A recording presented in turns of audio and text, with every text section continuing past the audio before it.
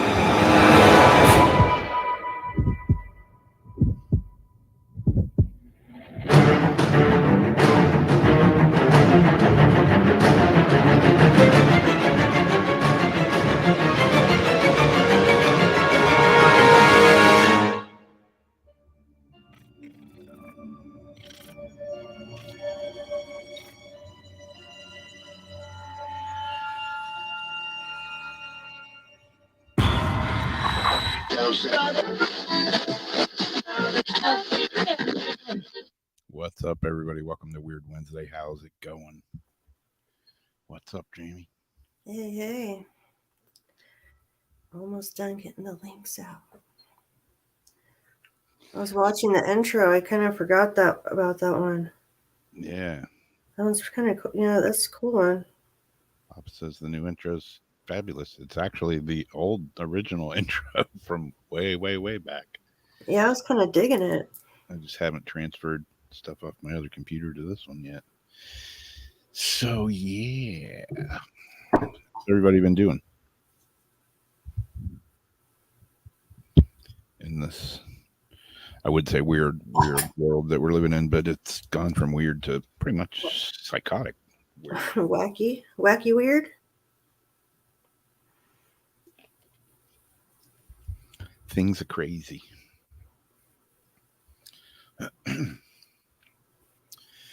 Yeah, you just take a glance at the news anymore these days, if you dare to, and it's like, wow. As much as expected, a shit show as ever. Yeah, I could have a whole segment like just people behaving badly. Yeah.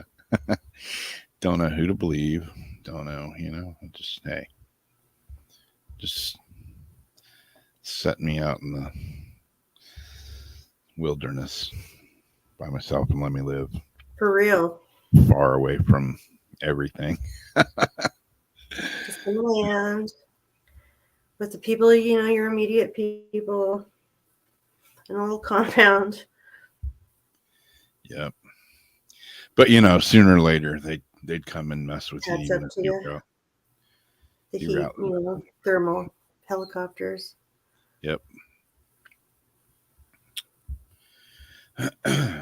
Facial recognition, hence the 6 foot, social distancing distance, because that happens to be the exact feat they need to be able to identify you on their software. Yeah. On the facial recognition. They do that to soldiers. Yeah, I went in the store the other day, and like I said last week, you used to tell me about how everything in your Walmart out there on the West Coast is all locked up. They're starting that here now. It's not near nothing like what you got, but just to see a little bit of stuff locked up now here is like alarming to me. And then we went into Aldi's the other day, and like all the cash registers are gone. It's all self-checkout now. Because they were going over to digital dollar probably July 4th. It's supposed to happen where our cash will be no good anymore. Like I assume we're going to have to turn it all in, and then they, make it in your account, digital. Like a money got to turn in because it's going to be no good. So they're saying they might do it July 4th, which is a total ass kicker because it's like that's twisted. Yeah. Independence Day, and then you're switching us over to that. Independence Day. So much for independence. And now the World Health Organization is going to be able to decide when they see that it's a like what they want to claim as a emergency, and then they can take all these actions accordingly. They're going to have like your doctors won't have any rights. Like basically everything's going to be going through the World Health Organization. I posted a video that Janice sent me earlier, Dr. Campbell, where he was showing the things that we're omitting, similar to how our vice president omitted the right to life from our Declaration of Independence.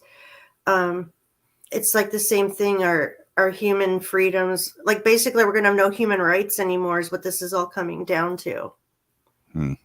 I know one thing it's going to do. It's going piss a lot of people off. It's going to fucking fail, is what it's going to put it quite bluntly.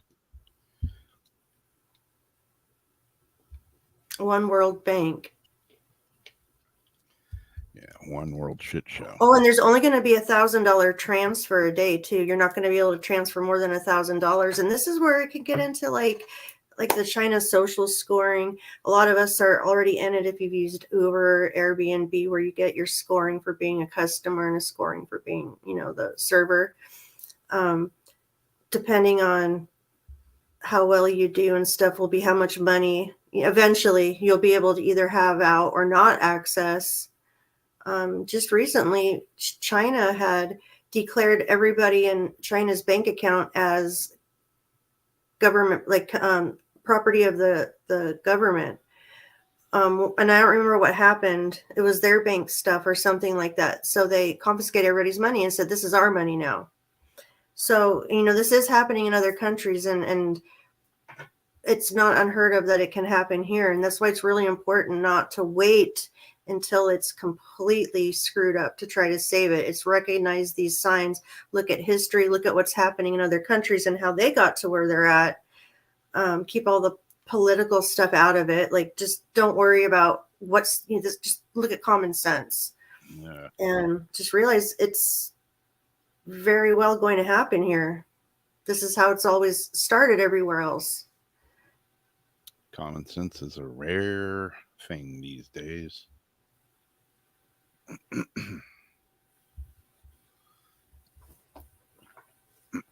it's scary, and it's not like a happy thing to talk about. A lot of people don't watch the news. I don't blame them.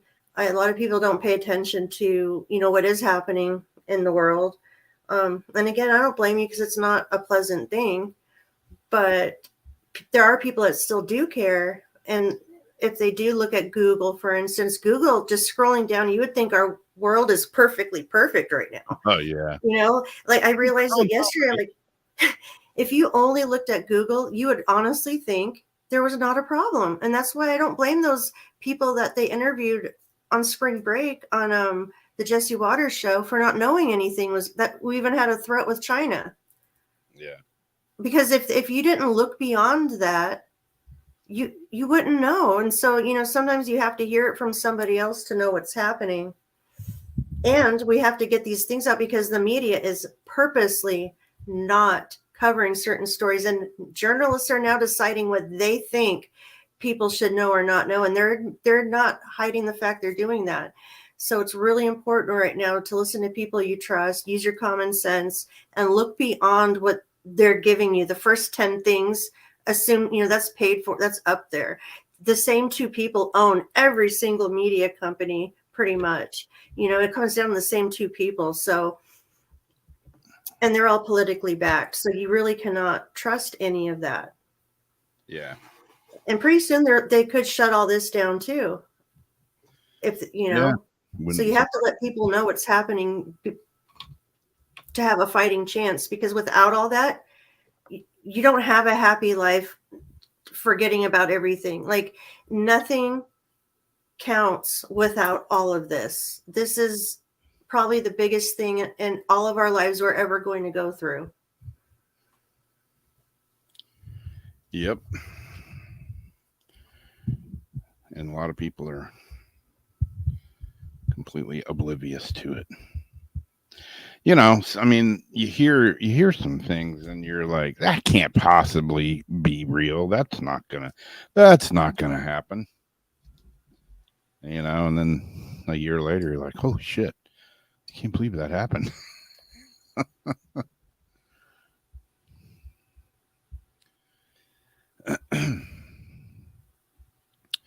But, you know,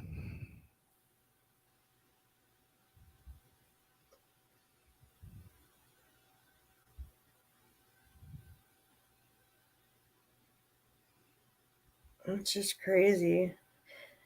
And it just gets crazier. Like every day there's more and more stuff that's just like crazy. Like putting housing illegals in school gyms with children. Like seriously? Like yeah. I just heard that, like, it was by accident too, right before we're about to come on. I'm thinking, and you know, that's why I don't like to hear it either, because unless it's something new, because I don't like to hear the same things talked about over and over. Like I just catch up on stuff. But I caught that by accident right before, like, seriously. And there's going to be a lot of people that defend that, you know, and I know who would defend that, like off the top of my head. And it makes me sad because it's like, come on, like, I know you're not like deep down, you're not a horrible person. I know you actually do care, but the thing is, they've brainwashed people into thinking they're caring about the wrong thing. Yeah. And using people's empathy and stuff, like, you know what I mean? Like weaponizing almost like people's empathy. Yep. Like, I get it. I get why they think, like, I get it. But that's not what's happening is the problem. And people don't want to admit that they were duped. Yeah. Oh, not me. I'm much too intelligent for that. You guess what? There's nothing wrong with it. They did a number. I mean, it's evil. They've been putting this in a place for like ever. Every year, it's like a new pieces to the puzzle being laid out. And it just so happens this is the time that it all came together, and it was time for everybody to shoot their shot because they would never get it again. Like, this is it. All this stuff people have been hiding within their bloodlines and families for all these decades. And, you know, I say it's about time for some aliens to come down with some serious shit and show everybody who's really in charge. Maybe we could stop all this petty bullshit and fighting and everything else. I think that's why me and Christina were seeing them shadow people around the weird weather. Yeah. My first instinct was, oh, they're tripping on this weather. I told you about that. Yeah. I think we talked about it in here, but I really think, and we should have them come down and War of the Worlds. Yeah, or at least put the fear of God into some people. Yep. Who just said that, yes, Ulrich, we have to think for ourselves. And that's why it's important to look at even the stuff that pisses you off. Like I look at CNN. I have accounts where I go and I look at what the assholes are saying, just to see like what they're talking about and where they're getting their information and stuff. And I listen to people's arguments. I really do, because I want to make sure I'm making my opinion is based on all the facts, because I don't want to like put all my energy into the wrong thing. Yeah. But we have to look at everything that's being given, everything everybody says, and use your common sense and think for yourself. Think about what's really right for wrong, not what they're telling you is right or wrong, or you're saying is right or wrong because you don't want to offend somebody. Like your gut, like your deepest gut feeling, like listen to that. Yep. I don't know, man. I think I'm almost caught up.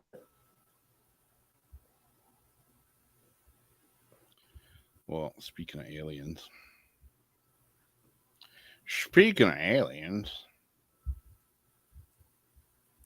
That's not the right button, Roberto. God, there's too many buttons to push just to share something these days. Good Lord. Mass UFO sighting over Lake Michigan remains a mystery 29 years on. What's it say about this? Well, let's find out. That's not the article that I was looking for. Here we go. Something strange was witnessed by hundreds of people over the waters of Lake Michigan back on March 8th, 1994. The incident, which to this day remains one of the most intriguing mass UFO sightings in history, was reported by witnesses along some 200 miles of Lake Michigan shoreline. What made the sighting so compelling was the fact that they were reported by not just residents, but also policemen, local meteorological teams, thus making them much more difficult to dismiss. One witness, Cindy Pravda of Grand Haven, recalled seeing 4 strange lights in the sky that night. I'm known as the UFO lady of Grand Haven, she told Detroit Free Press. I watched them for a half an hour. Where I'm facing them, one of them on the far left moved off. It moved to the highway and then came back to the same position. The one to the right was gone in the blink of an eye. Then eventually everything disappeared quickly. Elsewhere, Dale and Holly Graves, along with their son Joey, reported seeing something similar over Holland, Michigan, at around the same time on the same night. I saw 6 lights out of the window above the barn across the street, said Joey. I got up, went to the sofa, and looked up in the sky. They were red and white and moving. Holland police officer Jeff Velthouse also witnessed the lights, describing seeing 5 to 6 objects, some cylindrical with blue and red lights with a green light. Leo Grenier of National Weather Service office in Muskegon County later revealed that several unknown echoes had been picked up on the radar at that time of the Velthouse's sighting. My guy looked at the radar and observed 3 echoes as the officer was describing the movement, he said. The movement of the objects was rather erratic. The echoes were about 15 minutes, drifting slowly south-southwest, kind of headed toward Chicago, right side of the south of Lake Michigan. As things stand, however, to this day, no definitive explanation for all these lights and sightings have ever been found. Or have they? And they just haven't said, hell yeah, those were not ours. They're balloons. Move along. Nothing to see. Just weather balloons. They're drones. They're pigeons, and they're just reflecting the sun from the equator. Yeah. They're anything but unidentified flying objects, right? Nowadays, they just have to say, we just don't want to tell you. Yeah. Yeah, they're Nunya's business. Nunya. Well, speaking of aliens, I just drank coffee. I'm about to get that little throat gurgle. A secret Russian UFO program contacted aliens and they beamed back pictures. Scientists in former Soviet Russia claim to have tapped into cosmic intelligence from aliens using psychic abilities. American journalist and alien enthusiast George Knapp said he witnessed remote viewing during a visit to Russia in the 1990s to investigate their alien research program. Appearing on the Weaponized podcast with investigative filmmaker Jeremy Corbell, Mr. Knapp said he first went to Russia in pursuit of information about extraterrestrial life forms.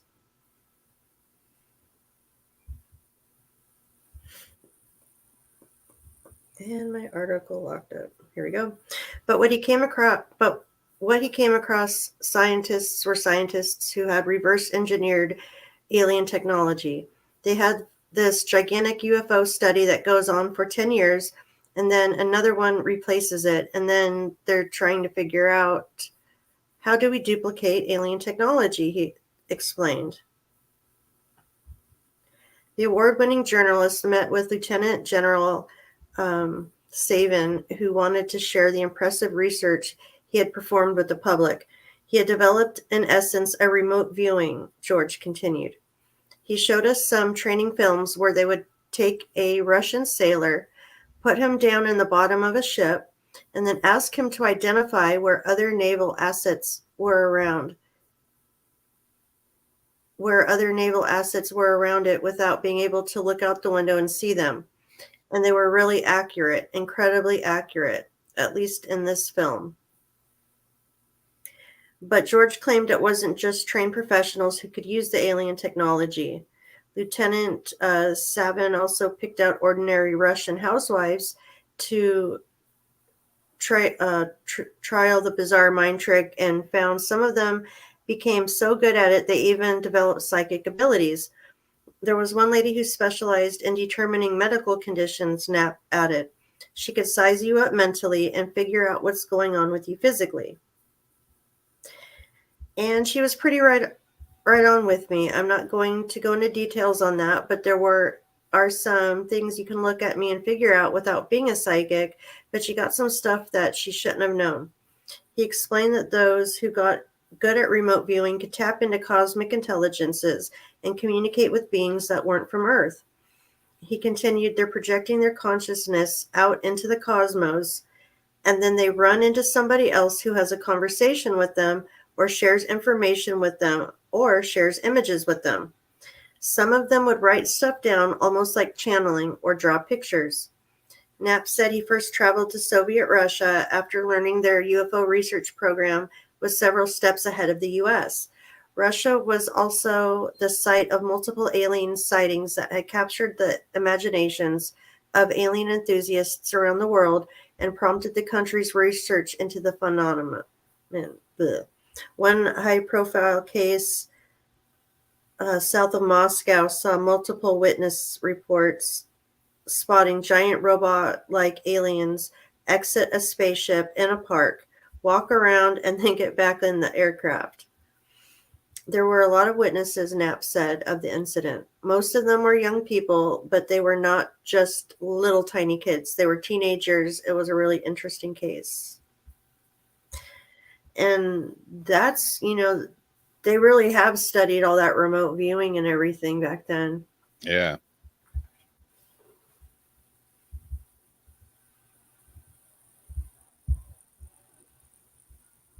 That one I had to put together, like that little cut mark is because it was too big of a screenshot. Yeah, that's a trip, whatever it is. Mm-hmm. Kind of freaky looking. Kind of looks like a horse head. Sort of looking at you. Oh, it does. It does, like straight on almost. Yeah, like there's the mouth. And then there's, the eyes. Weirdness. It looks different on here than on my phone.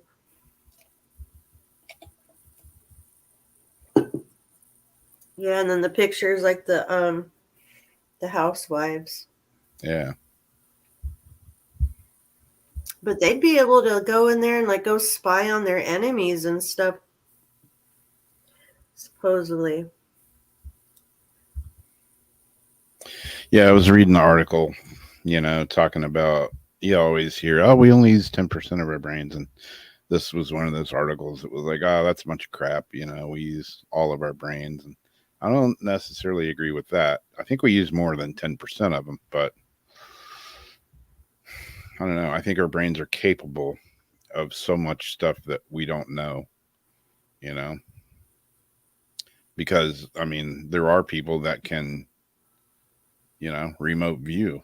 I mean, you can call bullshit on it, but when they can describe something that is accurate and they haven't been there, they're not looking at it, but they can see it. How else do you explain it? You can only call bullshit on it so far until you run out of those excuses. And because they're able to tap into that part of their brain. It's like having a computer with like a lot of extra storage space or memory space that you're just not using because you haven't filled it up yet. You haven't put the data on it. Or you're just not using it because you haven't accessed how to access that point yet. Yeah. I was just thinking about that brain thing the other day too. I don't remember if it was one of the guests that were on or what made me start thinking about that again. Yeah. Yeah, that's what it looked like to me. It was a horse head in that one picture. Yeah, I saw that, Debbie. I was checking that out today. It was awesome.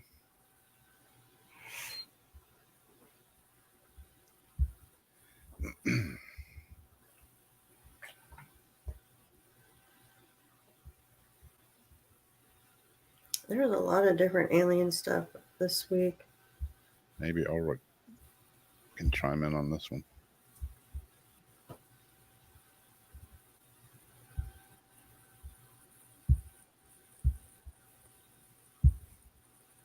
Mystery tremors in Denmark were from an unknown source. Unknown? Unknown by who? I don't know.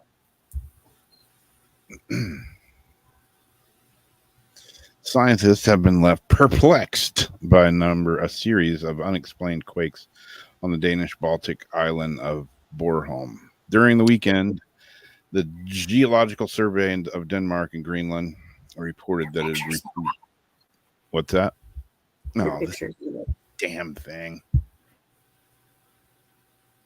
I'm becoming to not be happy with StreamYard. Anyways, the phenomenon, which occurred mainly on Saturday afternoon, was described as a deep rumbling, shaking, or rattling that was strong enough to cause some minor structural damage to buildings. Fortunately, nobody was hurt, but the source of the quake still remains something of a mystery. Earlier today, the GEUS reported that tremors were not caused by earthquakes, but by pressure waves from an event in the atmosphere. So that's what happens when you screw with the weather and try to be God. Sometimes the shit might backfire on you. The Institute, just my opinion, everybody knows what those are like. The Institute was keen to stress, however, that the source and nature of this event was still unknown. The seismologists can report that it's unlikely that the tremors originate from a controlled explosion in Poland, which was carried out shortly before the first reports of tremors in Bornholm. GEUS said in a statement, the search for answers continues. It's probably HAARP doing it with the radio waves. They cause earthquakes. Yeah.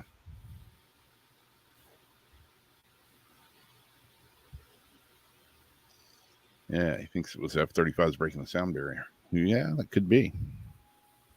Oh, damn. Sounds better than saying it was some kind of weird anomaly pressure in the atmosphere. It's like, what does that mean? Part. Yeah.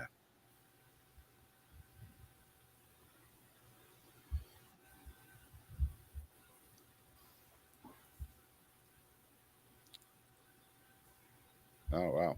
Yeah. What earthquake? Some of the houses had cracks in the walls. Yeah. Just recent?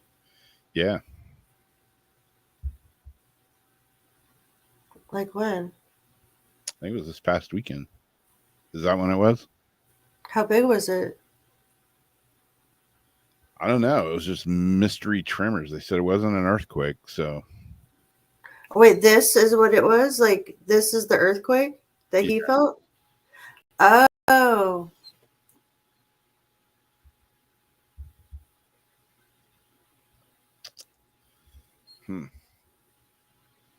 Yeah, who knows? Who knows what's really going on? Somebody knows. Oh, yeah. They're not telling. A lot of things are happening that are known about, but yeah, we're just like treated like dipshits, so we don't need to know. Like stupid children. He's move along. It's way too complicated for your peonic brain. Yeah. You're on a need to know basis. Yeah, I need to know how our government and lots of other people are continually fucking up our earth and blaming it on cow farts and cars.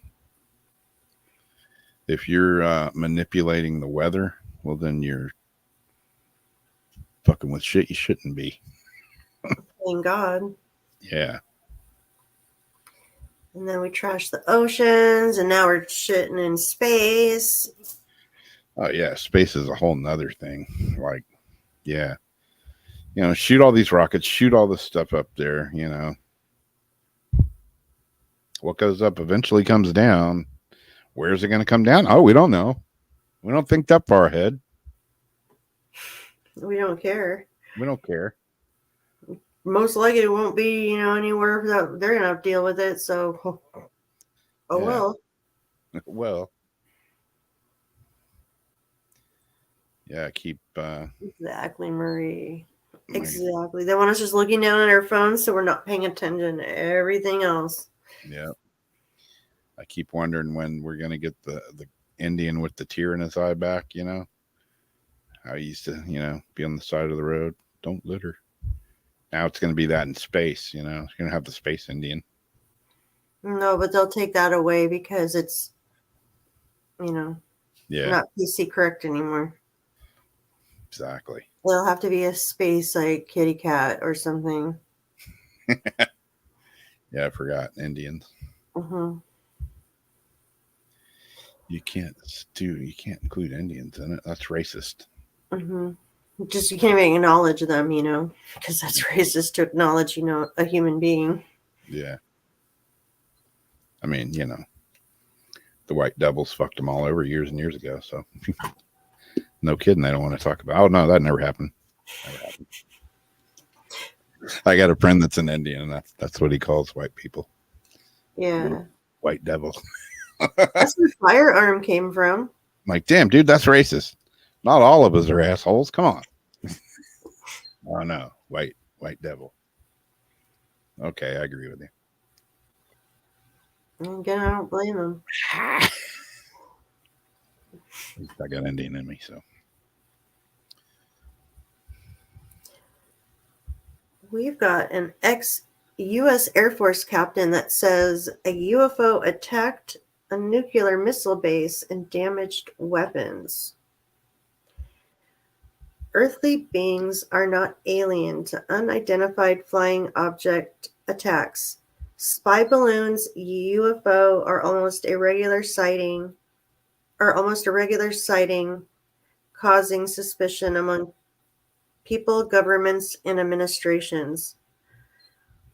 It's like so weird. You can just totally tell the articles that are now written by chatbot. Yeah. Residents of the planet Earth have often shared experiences with UFO and alien spotting. Notably, there has been no proof of the existence of either aliens or UFOs. According to reports, there has been a designated location for alien research, and it is known as Area 51.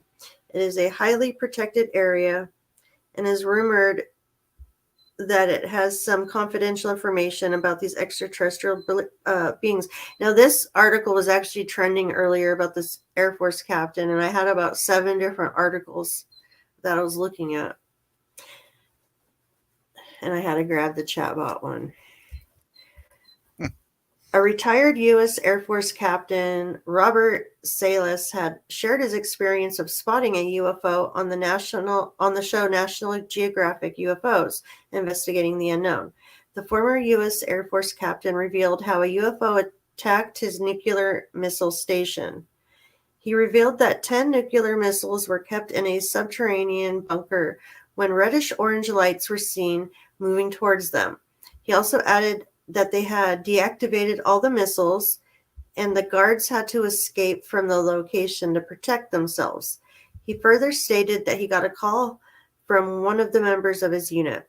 Robert stated, "I sort of disregarded it. In fact, I asked, 'You mean like UFO?' About 5 minutes later, he phones back screaming. He felt that he was sure by then they were being attacked. And when the lights changed from green to red throughout the board, it was clear the missiles were no longer functional." He added that despite the fact that most of the nuclear missiles were damaged during the incident, no official inquiry was opened on the matter. He also revealed that chiefs in his unit were compelled to sign contracts stating that they would maintain confidentiality regarding the matter.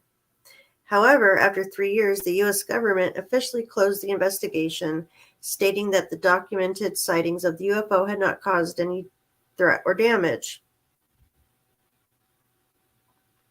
So again, nothing to see here.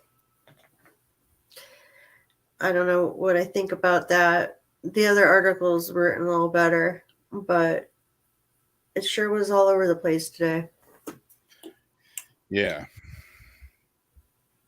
And there was another incident where, supposedly aliens had turned off some, nuclear missile heads. Not that long ago. Huh. I can't remember what country that was. Yeah, I remember seeing something about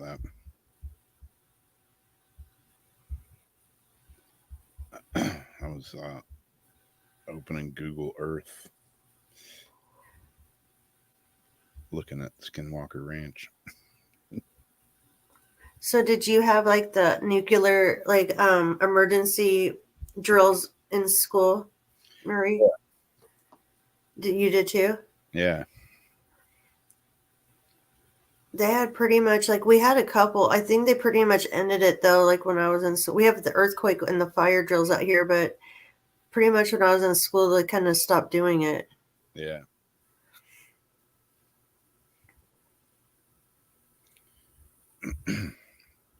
You were looking at Skinwalker Ranch. Yeah. Do they blur a bunch out? No. It's let's see, where the hell is it? Let's see if I can share it.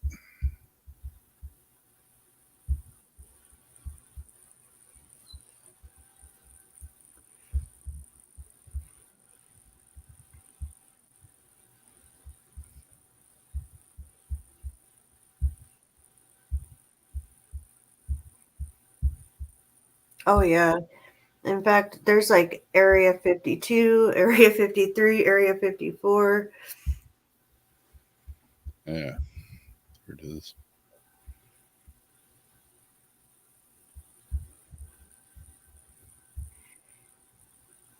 Oh, so is that the spot that glows right there where your mouse is? Where like the green glows? Yeah, this is the Ridge. playa, and like the triangle spot that they're always talking about is right here. Oh. That's where the supposedly there's an anomaly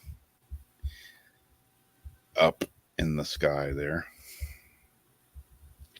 But yeah, this is where the playa is, where Is that where the reflections, when they did that reflection laser thing on like the. yeah. Yeah, like the main part, the house and all that stuff's over here. Okay. What about where the old houses were? Is that in the same little chunk? Those are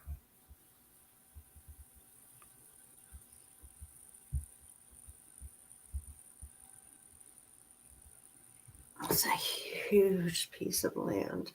yeah, it is. Holy smokes.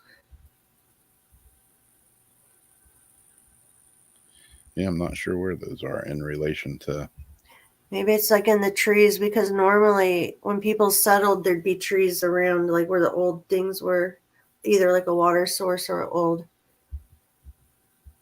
like housing. Yeah. That's pretty badass.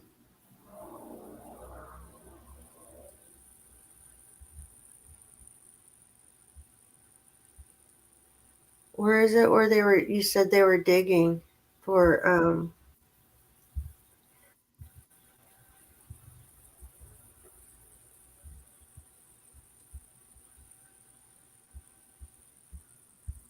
All right. these? Yeah, it's somewhere in the playa here. It's hard to tell in this picture, but yeah, this thing's like So it's like in that kind of like levee, like tailing things, or the more flat land. it's in somewhere in the playa here that's elevated. Okay. Because they could have something could be in there and then they like built up around it instead of trying to bury it, you know what I mean? Yeah. Is that your house? Yeah, I just hit the button and it went right to my house. Yeah, there's my house right there. Let's see. Yep. There's the old green Suburban in the driveway. It's when my driveway wasn't full of boats and cars and all kinds of bullshit. But yeah, that's my house. Anyways. Yeah, I was just watching Skinwalker Ranch last night, getting caught up, and then the new one came out last night, so we haven't caught it yet. But Royal says, where are the runways? What's that? Royal's asking where's the runways, or did you already pull it out? Let's see.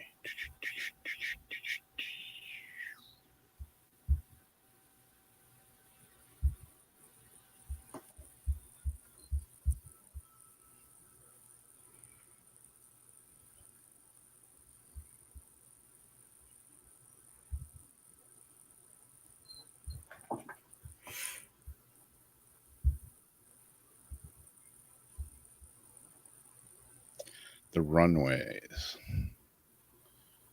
That I don't know. Is there runways out here? That's what I didn't. They usually go in there like on a helicopter. Oh yeah, there's a like a landing pad, or do they just land? No, they got a little landing pad. Where the hell is that?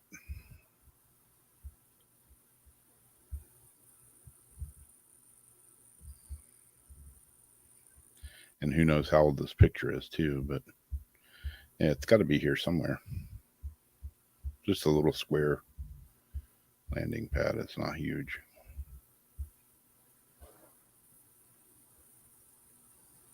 That might be it.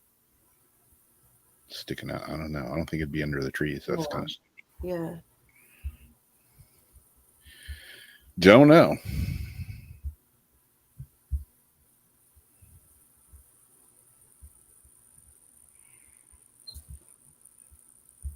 Hey, Ricardo.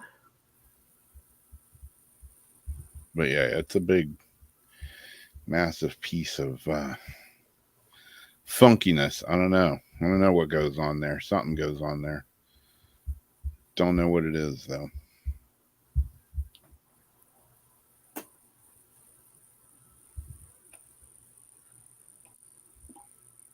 Yeah, there's all kinds of stories and lore and everything from, the Navajo Indians and talking about skinwalkers, and it's a cursed piece of land and this and that. And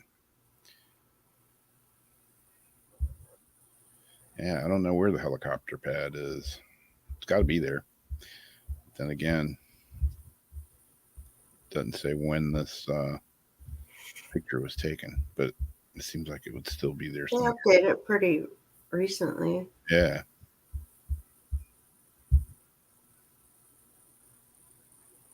So there you can kind of see the playa here, how it raises up. Yeah.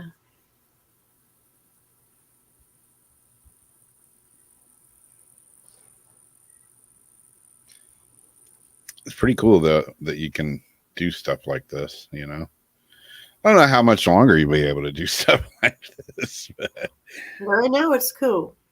Yeah.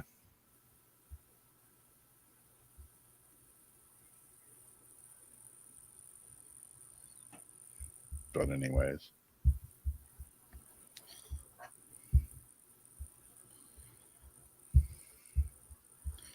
Let's see where I'm at. Got sidetracked. It's easy to do for me.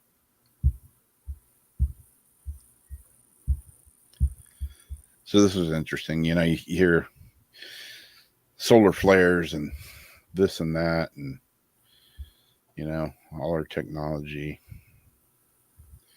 And now they're saying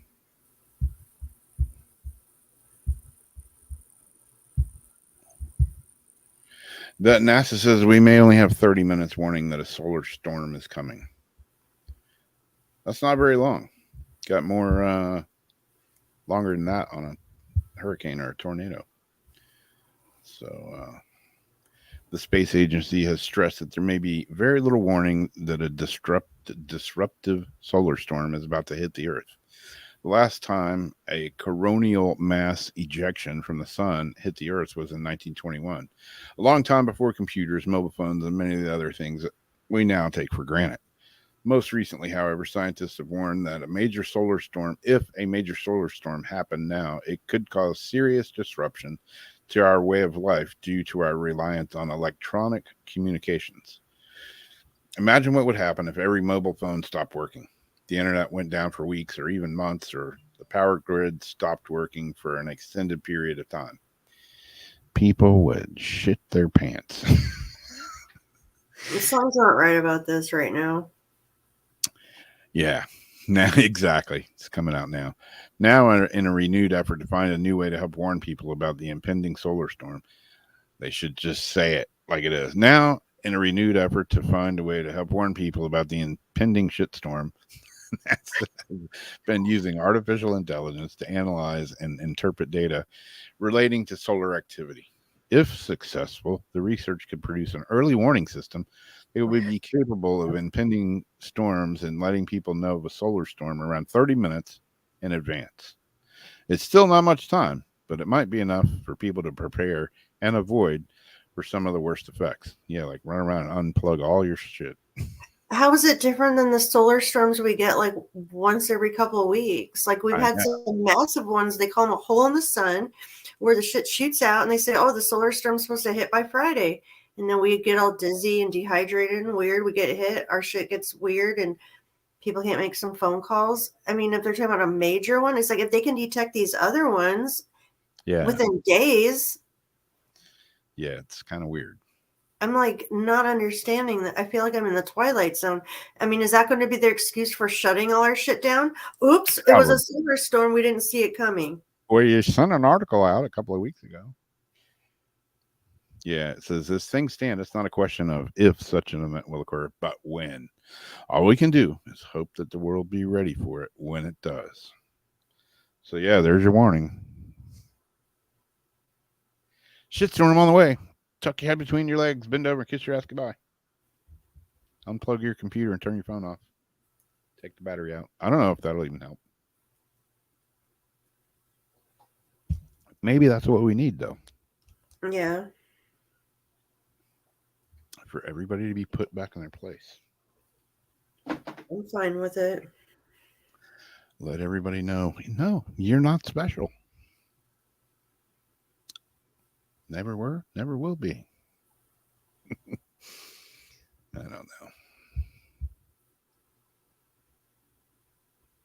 But I'm special. Yeah, the kids definitely wouldn't know what to do. I was thinking about that earlier. Like, like I was talking about, it's not going to be as much of a shock for a lot of us as far as like cutting back on certain foods, having to cook, cooking for yourself, a lot of things we already do. People who, like, say the Kardashians' kids, okay, like their kids who have been born into that lifestyle are going to have more of a shock when shit, catches up hitting the fan.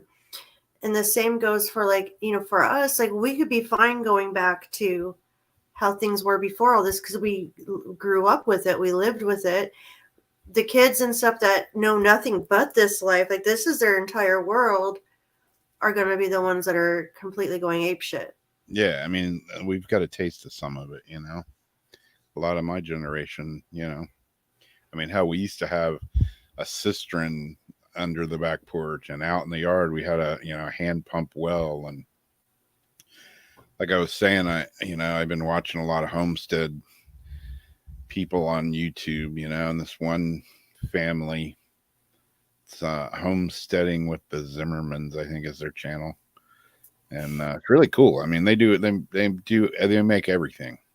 They got 5 kids, and from 4 to 14, I think. And the kids help with everything. They don't bitch about it. It's just a way of life. They have a TV in their house. I have yet to see it ever been on. None of the kids are on cell phones, staring at their cell phones. They're not playing video games. They're outside playing. And they're all working. They're all like, they help with everything, with laundry, with canning vegetables, cooking, fixing dinner. They take the kids hunting. They have animals on the farm. They have chickens and pigs and cows, and they don't hide it from the kids that that cow, we were raising it to eat it. You know, these chickens, you know, they provide the eggs, and you know, when some of them are meat chickens, you know, and they had like 30 chickens that they raised, and I think they said a owl or something was picking some of them off, but they ended up with a bunch of chickens that they raised. They were all meat chickens, you know, and the kids help with that, and you know, those kids are going to grow up knowing how to fend for themselves and how to do stuff, and you know, how to mend a hole in their jeans or something instead of throwing them away and go buying a new pair or whatever, you know. And it's a lot of kids these days, yeah, like you're saying, especially kids these days, you know, if we just went back to know, they'd lose their mind. Think people are crazy now. Yeah, put that whole generation with no electricity, with no phone, with no computer, with no, you know, Wi-Fi. Wi-Fi, yeah, like people would be flipping out. And yeah, I mean, I'm used to it. You know, we're on the computer now. I mean, you know, you take a lot for granted, but if all this went away, you know, it's not going to be the end of the world. It's not going to be the end of life. You just fucking figure it out and go on, you know, until you get it back. If you get it back, I don't know. You adapt. Yeah. It'd probably be better for a lot of people. You know, so many kids these days, like, they don't even go outside. You know, I've done some camps. I did a camp last summer, you know, with kids for disc golf. You know, and there's like this huge group of kids, and like there's a good handful or two of them that are like, it's too hot. We want to go back inside. I want to go get on my phone. I want to play with my tablet. You know, the teachers are just like sick of hearing them whine. They let them go back inside. I'm like, put a boot in their ass and make them come out here and sweat with everybody else. Damn bunch of wimpy ass kids. It's too hot. Suck it up, bitch. Yeah. Didn't really say that, but that's what's going through my head, you know? It's like, are you kidding me right now? Go be a kid. Damn. Yeah. When I was a little kid, man, if I was at school and I got a chance to go outside and play, hell yeah. I didn't care if it was 100 degrees. You know, you sweat. All your toys are inside, but it was a punishment to be told you have to stay in your room. Like, what? Yeah. No way. Like, the worst thing was not to be able to go outside. Your parents like, it's punishing me more than it punishes you. Yeah. But, you know, we wanted to go outside. Like, the minute you go out in the morning, you get your bikes, you go, the street lights come on, you come home. Yep. Yeah, it was just mind-boggling, you know, and all these kids are out there, and the majority of them, you know, they're excited. They're outside, you know, and, you know, we had a disc for each one of them, you know. That's and awesome. They got to keep it, you know, and, you know, it taught them a game. Some of them weren't really that impressed. Some of them were really good at it, you know, and then you got some of them that it was just torturous to be outside. But the cool thing is the kids that did enjoy it, you reach and you maybe started like a new hobby for them or something. Yeah, I mean, that's, you know, was like part of the hopes for it, you know, introduce them to a new sport, a new something like that team building, like a team thing. Yeah, it's something anybody can do, you know, young or old. And yeah, some of them really latched onto it pretty good and were really stoked about it. And after it, you know, they were asking questions and all kinds of stuff. But yeah, good handful of them were just like, I want to go back indoors. So we would have had fun with that as kids, because I mean, you know, used your imaginations and like pretty much like made your stuff, like your things outside in your imagination. You did things. We would play games with less than that, you know. Oh yeah. Yeah, I mean, when I was a kid, man, basketball, and you just go to the, you know, park or the school. You could play for like hours. Yeah. Find some old wood, you know. Next thing you know, you're making old wood. Old wood. They got old wood now. Made a fort out of it.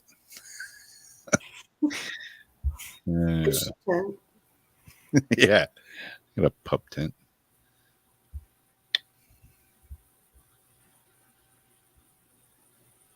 And now everything's going to AI. Like, screw imagination. Like, you don't even have to have an imagination anymore. Yeah. You just have to give some commands. Like, I didn't even think about it till Tyler. Like, I've been thinking about the art. There's art, and then there's articles and everything. And then when he wrote the song, and he said that he just said, gave those two commands, and Chatbot basically wrote that whole song. I was like, shit, that's true. People don't even have to write a song anymore. Like, yeah, I was looking at a thing online that you go in and basically tell it what you're looking for, like to write an essay or a speech or whatever.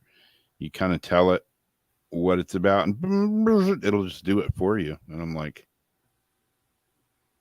that's the top of laziness. I don't know.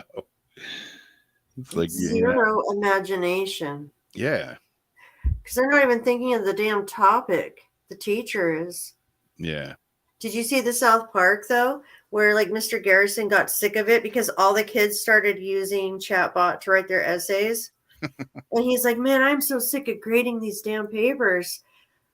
Because they were all like way long. And it's true, though. Like, well, kids are just like getting through school. They keep lowering the bar anyway. Yeah. But it's crazy. It's just ridiculous. I guess it's just really hard for me to. I'm not cut out for this new world. I'm really not. Yeah, John, I do have some more of those videos coming up. I got to finish them. Well, we've got a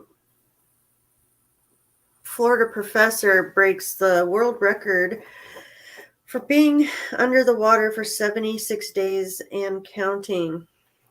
Joseph, a 55-year-old professor at the University of South Florida, broke the world record for longest time living underwater, and he plans to stay put for an extra 3 weeks. And I couldn't figure out if this was the same guy when I read the article about the other person that was going to live underwater, and we were like, we're going to look up those questions. Yeah.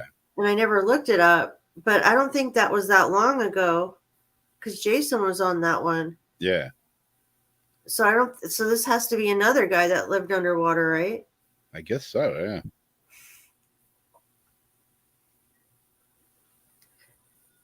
Okay, so he plans to stay for an extra 3 weeks. The Aquanaut has been lodging 30 feet below in Key Largo, Florida for about 77 days as of Tuesday, surpassing the previous record of 73 days set by 2 Tennessee educators in 2014.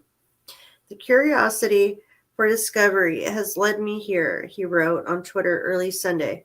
My goal from day one has been to inspire generations to come, interview scientists who study life under sea, and learn how the human body functions in extreme environments. Despite the world record, his personal goal is to stay underwater until day 100. June 9th, as part of a research project to how the human body responds to living under extreme pressure. That's the same thing the other guy said, but it seems like a lot more recent than this. Yeah. Prior to academia, he was in the U.S. Navy for 28 years as a diving officer. In 2012, he pursued a PhD in biomedical engineering at the University of South Florida to learn how to help people who suffer from traumatic brain injuries. He lives in a 100-square-foot bunker, the size of 2 king beds, where the previous world record was set as well. His home includes a sleeping area, a living room, and a small kitchen with a coffee machine, microwave, and lots of frozen food. In many ways, life under the sea has been relatively normal. He cooks eggs for breakfast, exercises in the mornings, and teaches courses virtually for the University of South Florida. His habitat is also open to the general public for curious visitors to dive down and say hi. The Aquanaut is also routinely met by a team of medical doctors who monitor his physical and mental health. Despite the company and busy schedules, he does long for one thing: sunlight. I'm a creature of the sun, he told NPR in March. So I wake up in the morning, I go from my workout, and I go watch the sunrise. And then on the way home from work, I stop at the bridge and I watch the sunset. So I'm probably going to just chase that sun.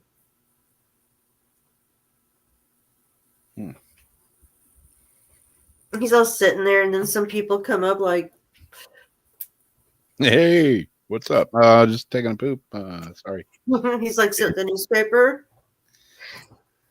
Yeah. Speaking of that, how does he take a pooper in there? You know? Well, it said there's like a little bathroom. Yeah. Does it stay in there, or does it go out the porthole somewhere? Gotta be careful. I don't know. I was looking earlier. They had some like tweets, like, Twitter videos. And I was going to make a little video out of it, but there's something wrong. Like, you can kind of see parts of his little kitchen counter stuff while he's cooking. What I can do is post this probably, and then you guys can check it out if you want. I think I put it in comments. Interesting. Yeah, there's like 2 little videos on there. Yeah, Papa. When you're a kid, when I was growing up, you got up the day you didn't have school or summer. You got up, you ate some breakfast, you went outside, you got on your bike, and you played. And your parents didn't expect you back until you had to be home by the time the street lights came on. And they have no idea how far some of us rode our bikes too. And I was talking to a friend of mine the other day about all that, growing up, remote control for the TV. As a kid, you were the remote control for the TV, Parents would be like, put it on channel 4. You're over there, clink, clink, clink, clink, clink. Screw them with the rabbit ears. The zap of the static of the TV when you first turn it on. Yeah. And, just growing up with my friends and, building forts, fishing, playing games, playing football, playing basketball, riding bikes, skateboarding. No cell phones, no iPads, no tablets, no internet, no nothing. I wouldn't give up growing up in those times for anything. I'm glad I grew up in those times. And, kids today, they'll never experience that ever. It's gone. It's not coming back unless something happens and all of a sudden we don't have cell phones and computers and, guess that's going to take a big shit on electric cars too. No electricity. At least if you got gas, you can sort of drive a gas-powered vehicle without electricity. Might not be able to listen to the radio, but and it'd have to be an old car. It couldn't be one that's all designed off of electronics. I've been hearing that they're going to get rid of AM radio for Really? Yeah. And I started thinking, why are they doing that? Because are they going to start messing with radio? Because people are going to want to go towards certain radios and stuff. Yeah. Why are they getting rid of AM radio? Really? Stock up on the batteries. Yeah. Now my dog's barking. She did that to me yesterday. I got in the shower, went and cut a bunch of grass, did stuff, and came in, got in the shower.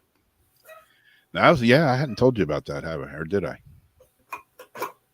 But when I was taking a shower, my dog was barking. Mm-mm. Yeah. Yesterday afternoon, kind of late, kind of in the evening. It was all dirty from cutting grass and everything. So went and jumped in the shower, taking a shower. My dog starts barking. Bark, bark, bark, bark, just nonstop barking. And kind of that bark that, like, she's barking at something. So I'm like, what the hell? And I'm yelling at her to shut up. Just keeps barking. So I'm like, what the hell? And I kind of look out of the shower and I can see, the bathroom's like off my main bedroom. And I can look through the bedroom and see out in the living room just a little bit. And when I looked out of my shower out through the bedroom into the living room, I could have swore I saw somebody moving around out there. And I'm like, what the hell, And my other dog was outside. So I figured, oh, shit, maybe my neighbor's over here, Maybe something's wrong, whatever. So, jump out of the shower and I like walk out there. There's nobody out there, And my dog freak is acting weird. And she's like, comes back in the bathroom and like sits on my foot and is like just hanging by me, like looking out the bathroom door, kind of leaned over, looking out the edge of the door. I'm getting dressed and she's up on the bed, standing up, like looking at me, like, wanting me to pick her up or something. I don't know, Aww. And I don't know what was going on.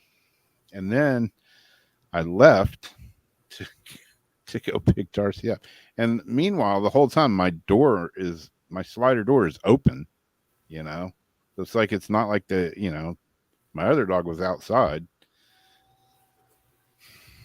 So it wasn't like she couldn't go outside if she wanted. So the door was open the whole time. So I left to go get Darcy. I come back and my dog had shit on the bathroom floor, like in the bathroom. Like, what the hell is going on? Baby. I don't know if she was freaked out about something. Yeah, but it was Seems weird. like it. It was weird because when I looked out of the shower, and maybe it was just my imagination, but I could have swore I saw somebody.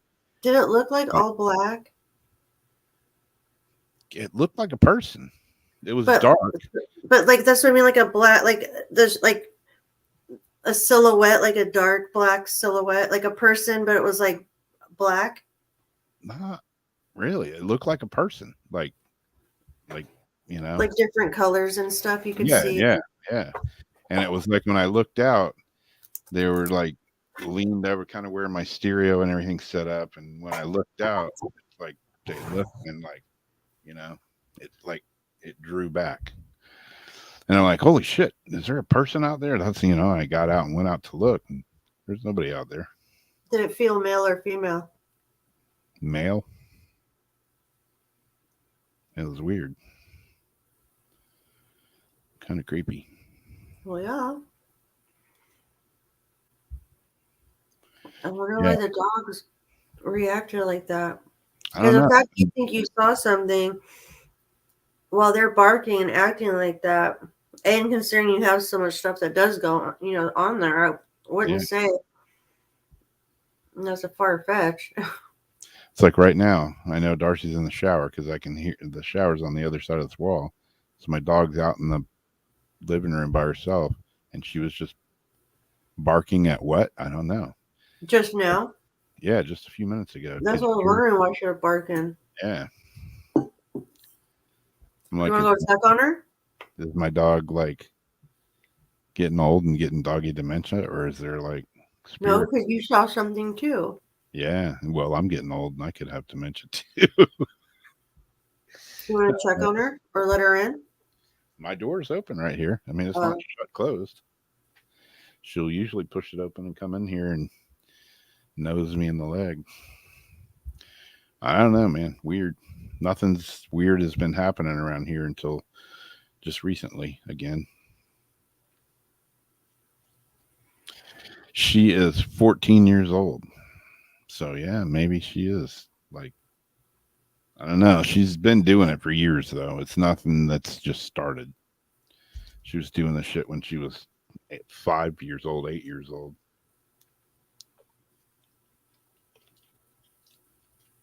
And she really, really started doing it when my mom passed away. Mm-hmm.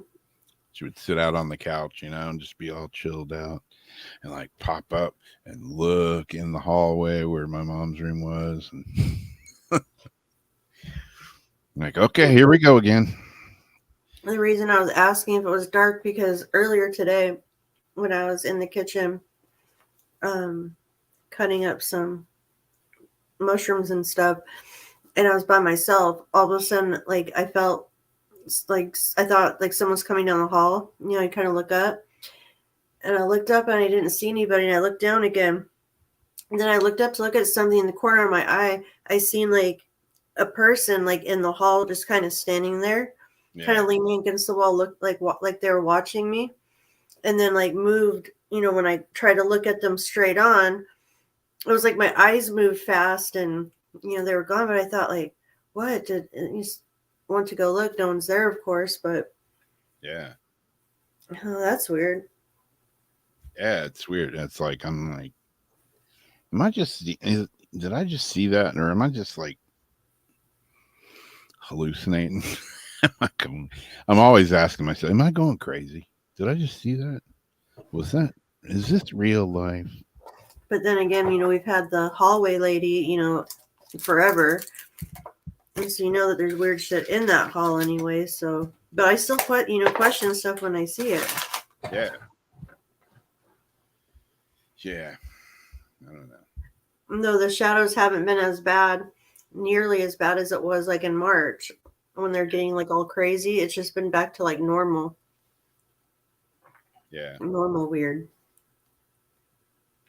But I haven't seen like a full figure, like a tall body like that in a long time. Yeah. Even though it didn't look like, the other where it looks like an actual person, but you could see like the head, the shoulders, and kind of the arms. It's just like they were in the dark of the shadow, like leaning against the wall. So it looked like they were shadowed, like with the wall shadow.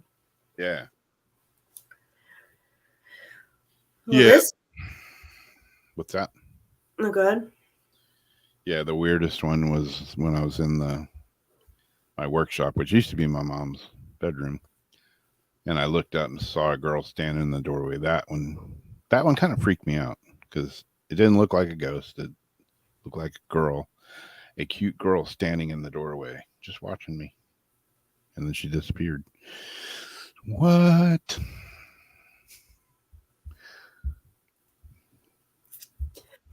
Well, this man kept his father's dead body in his freezer so that he could talk to him. Hey, well, got to keep family close, right? Just a little PSA on the side. You don't need the physical body to talk to your passed on loved ones. Yeah. A man has been caught storing his dead father's body in his freezer. Police in the town of Landgraf in the Netherlands reportedly discovered the corpse after concerns were raised by a family doctor who was worried about the 100-year-old father's health. Dutch media reported the man's son, 82, told officers he did not want to let him go, or I would miss him, which is really sad. Dr. Limburger newspaper said the son claimed he decided to put his parents' corpse in the freezer when he died of natural causes 18 months ago, so he could continue to talk to him. And it says his dad was just chilling. Police are reportedly now investigating whether any fraud has been committed. Council officials who visited the house are said to have described it as a mess and given the son a week to clean it up. So, though weird, it's very, very sad. And we don't have to have the body. Yeah, probably. Communicate. You can talk to your past loved ones anytime, anywhere, any circumstance. Just close your eyes and speak through your heart and picture that person in your mind and you're communicating with them, and it may not feel like it, but they're listening. Don't keep the body in the freezer. Yeah. Zariana's got a good point, though. Was he still collecting his dad's Social Security? Oh, no. I My was wondering dad, the same thing. no, he's here. He's here at the house. He still lives here. Yep. I was wondering the same thing. Didn't ask me if he was alive living there. He just asked me if he still lived there. And yeah, definitely. Or does he still reside there? Yeah, he's residing here. Yeah. I kept getting images of like Norman Bates, hugging his mother in Yeah. the rocking chair. Mother. Mother. Yeah. Wow. Exactly, Janice. Hey, there's a lot of weird people out there. We call ourselves weirdos, but we're nothing. I know we're actually probably the least weird. Yeah.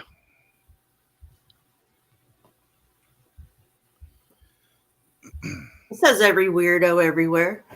Exactly. How do you know? There's nothing wrong with me. I'm perfectly fine. Late Duke's Royal X-Files could be released to the public. Really? Ooh. Mm-hmm. Why aren't they already? I mean, Yeah. It'll be released with a bunch of black Sharpie marks. Yeah, exactly. Prince Philip's treasure trove of investigative material concerning UFOs has been kept under wraps for decades. Until 2009, the UK's Ministry of Defense actively investigated the UFO phenomenon. But it wasn't just government officials who were interested in the topic. The late Prince Philip, who died in 2021 at the age of 99, held quite a fascination for the subject as well. The Duke allegedly became first interested in UFOs after his uncle, Lord Mountbatten, Lord Masterbatten, I don't know how to say that, Batten, butchering it, wrote an official report about a strange object that landed at his estate in Romsey, Hampshire back in 1955. In it, he described witnessing a saucer-shaped craft which hovered just above the ground before a strange man wearing overalls and a helmet descended to the ground. He was then knocked off his bike and pinned to the floor by an invisible force. He felt a tingling in his rear end. I just added that. The report was only made public after Mountbatten's death in 1979. To keep up to date on the subject, Prince Philip had reportedly maintained a subscription to the journal Flying Saucer Review, and had even looked over military reports about the phenomenon.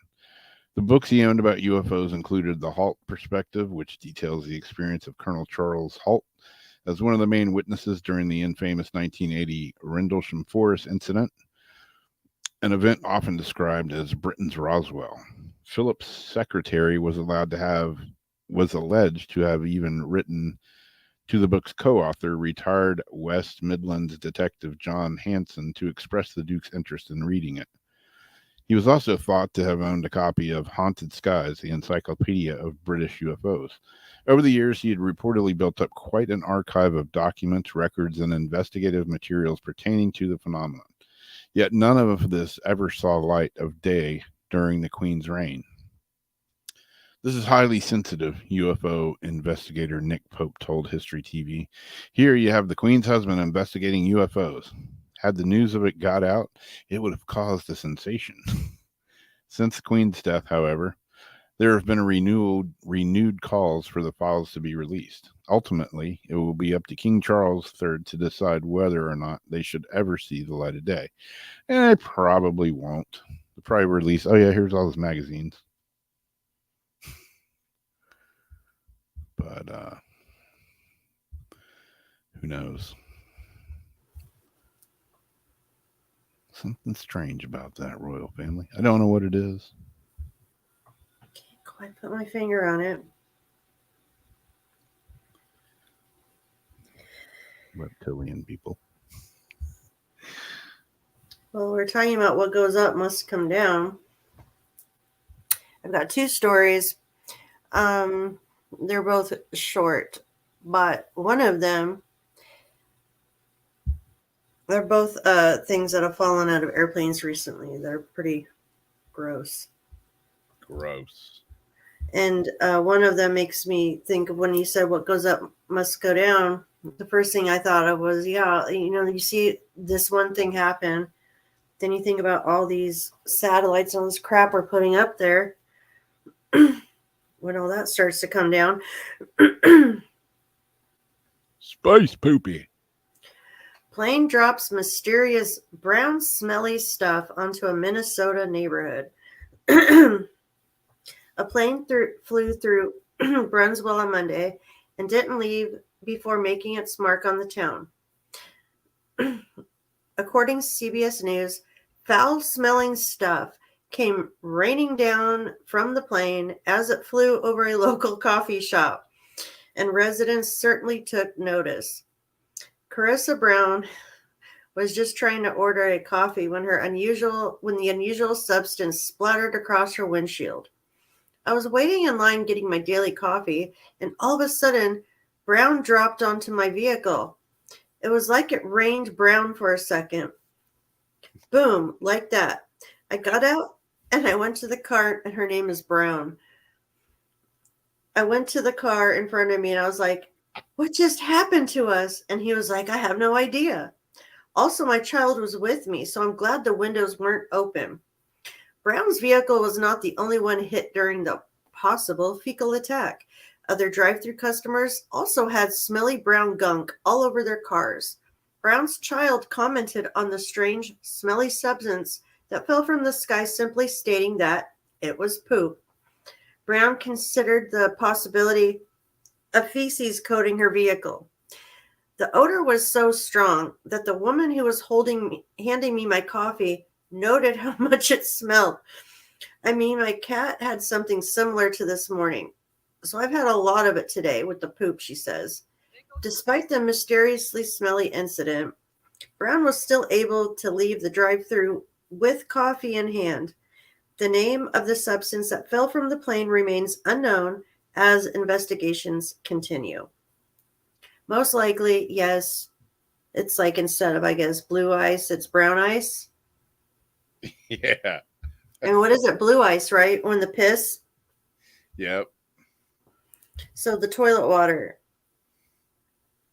And when I looked this up, because someone had actually, Tracy posted this on one of my chemtrail comments, like one of my posts talking about things coming out of planes, he puts this on there.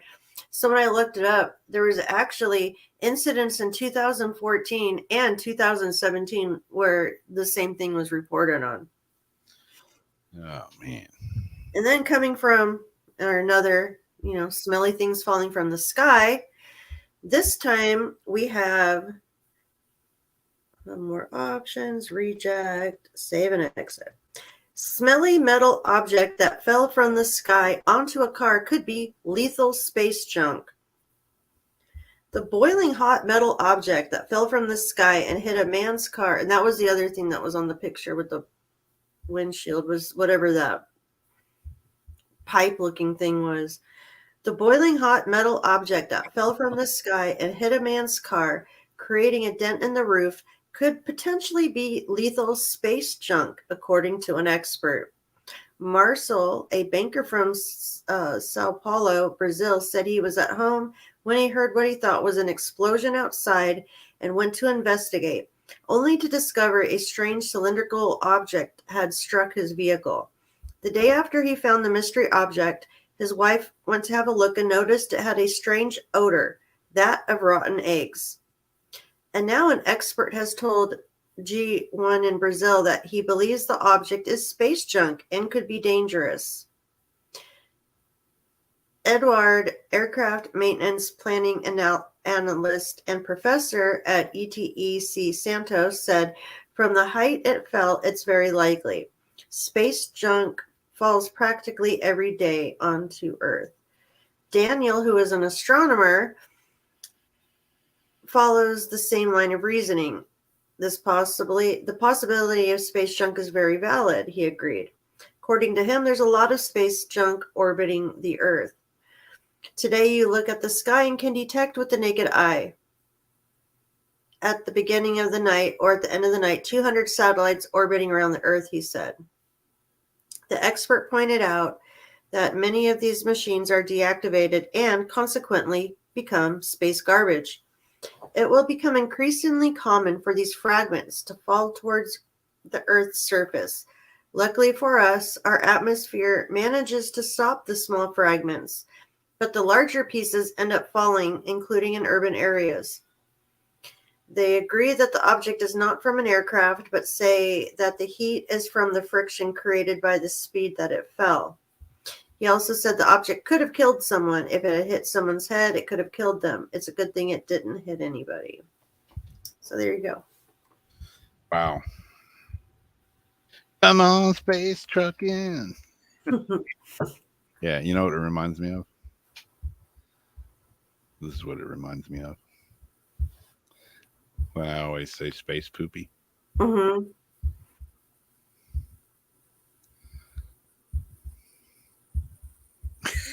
Well, It's just an old crapper tank, people.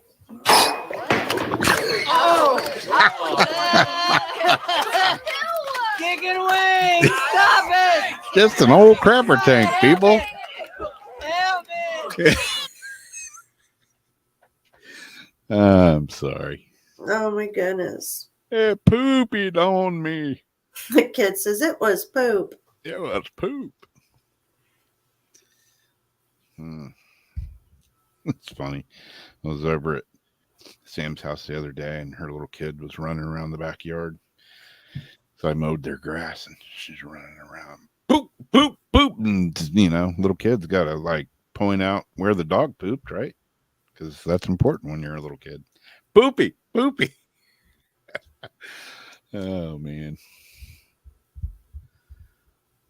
Well, my articles are done. You got any more?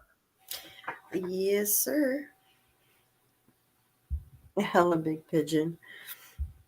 The last one is just a little quickie. Rumors of an alien invasion created to stop a math test. Oh, yeah. Used to be Oh, they took it down. Now it says the page isn't found. They took it down. Hold on a second. I'm going to find, maybe there's another article.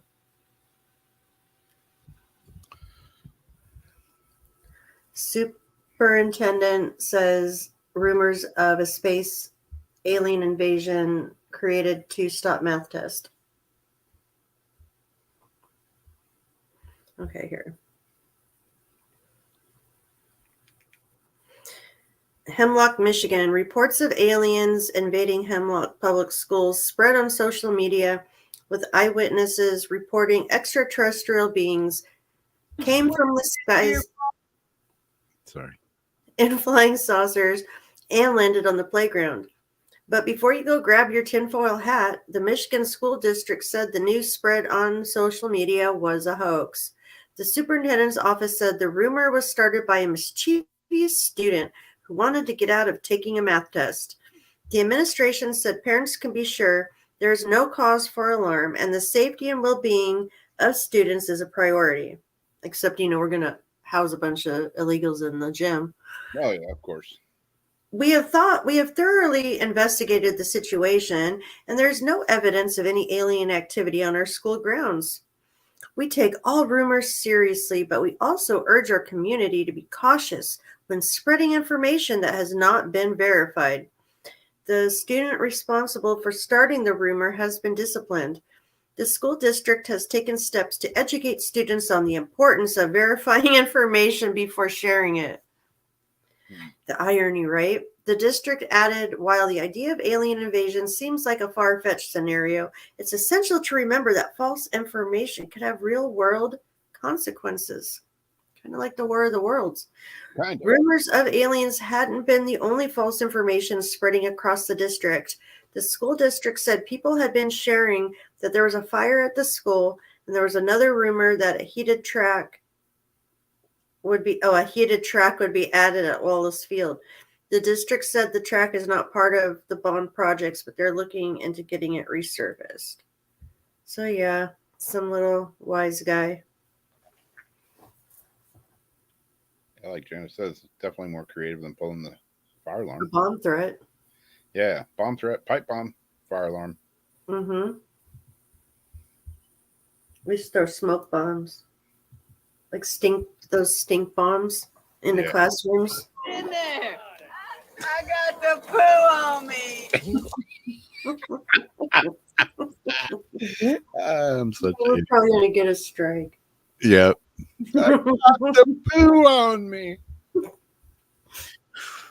The whole time you're reading that article, that's the only thing my pre-pea brain could think of. I got the poo on me.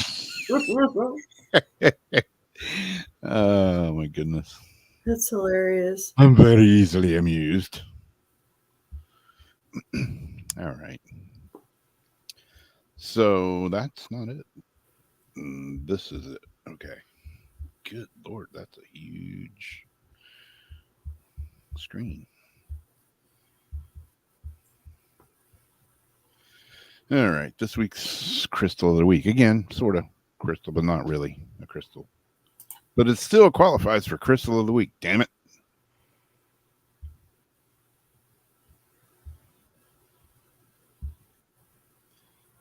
Let's see if it's going to work. Will it play?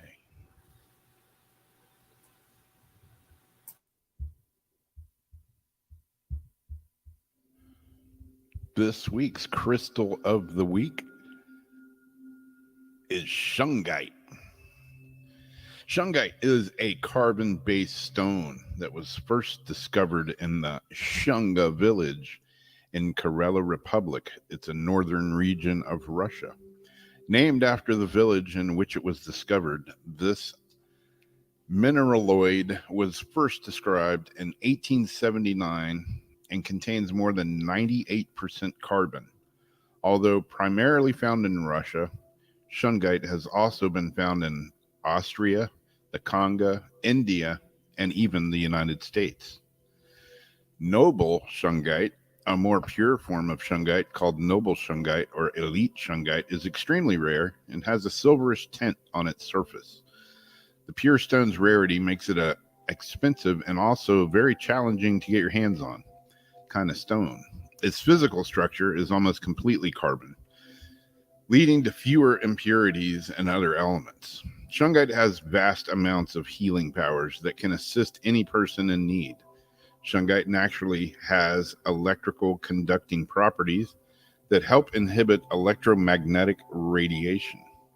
Electromagnetic fields, which contain trace amounts of radiation, are produced by all common household electronics.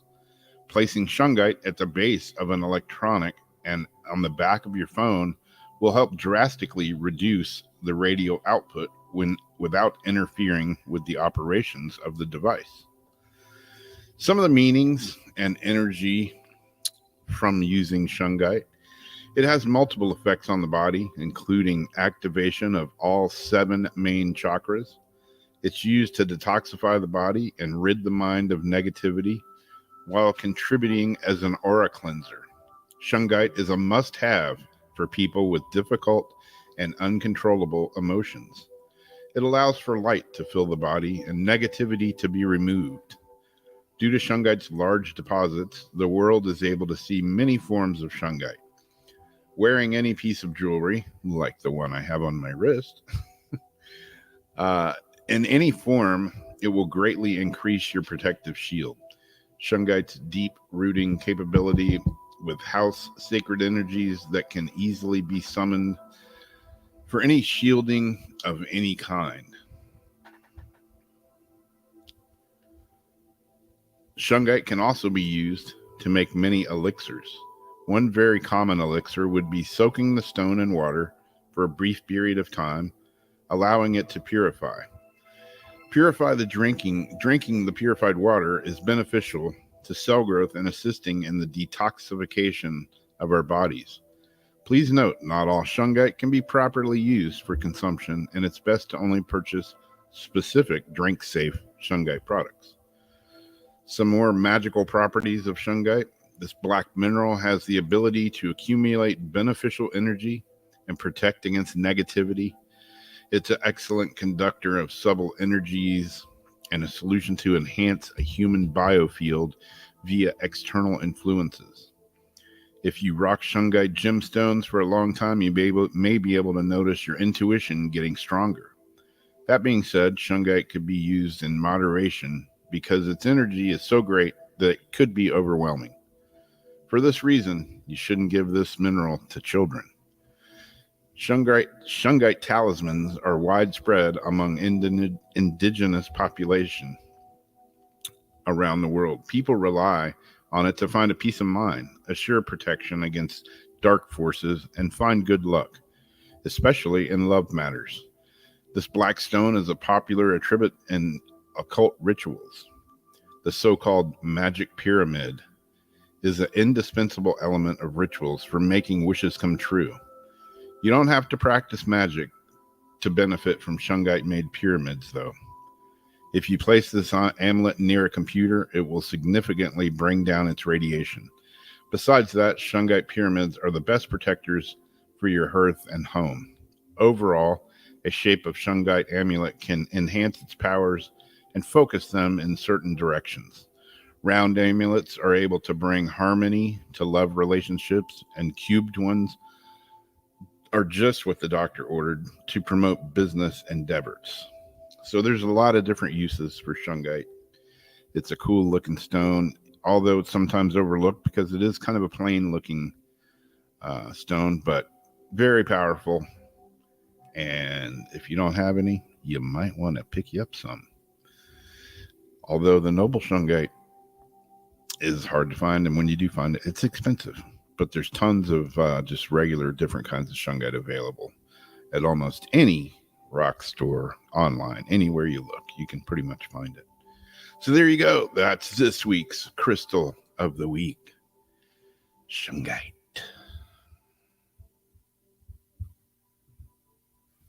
Shazam. Did you purposely put the pyramid right there when you were talking about the pyramid? Debbie chatted it right before it came on. And yeah, I was like, oh, well, that's perfect timing. Is what was funny about that picture. I just like set these all up, like did these videos really quick and just kind of let them that effect where the picture's moving. Yeah. Zooming in or zooming out. It was all like, just random. I didn't like It's set just a slideshow, right? So that was a luck of the draw, right? Yeah. I was seeing that when I was watching. I thought that's perfect that the pyramid came up right when you were talking about it like that. Yeah. I don't know. I was thinking, I don't think he planned that. I don't know how he did. That would take a lot of time to set it all up. Yeah. It was funny, though, that picture. It kind of started zoomed in on the pyramid and ended up zoomed in on that girl's boobs. I was like, I didn't do that. It just kind of happened that way. Yeah, I was thinking that, Debbie. I saw your text pop up that said you had a shungite pyramid, and I'm like, oh, really? Watch this. Mm-hmm. And it just came up that way. I'm like, maybe she's a little psychic there. But yeah, I usually wear a shungite bracelet along with my purple stones of amethyst. Well, we've got like 15 minutes. So I don't know if you want to do cards, because that's just enough time for cards if you want to do cards. You want to do any of yours or your stones that you have? Well, I do know if we do it, I want to use this new one. Do you want to take turns? Sure. Or do you want me to do it? Oh, either way. Either way. I got plenty decks around here I could find. One for me. Yeah.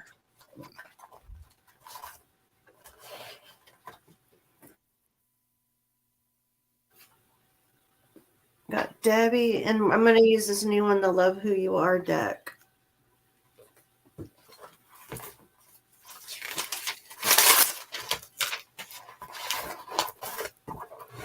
I've got Debbie, Zariana, Turquoise, and John.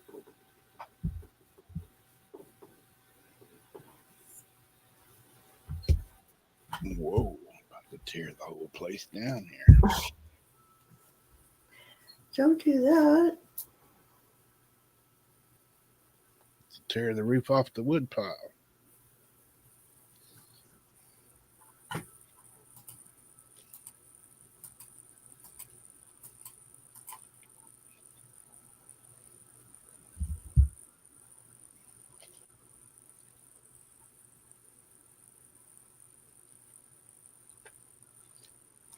Well, I'm going to start with Debbie while you grab yours.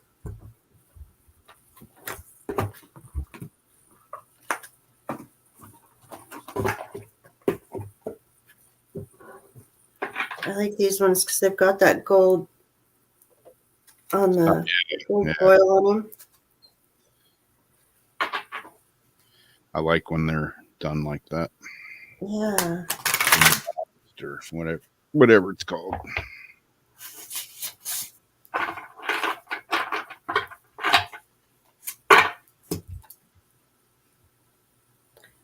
Ooh, this one's. Ooh, you got hummingbirds on yours. Bless your lovely self.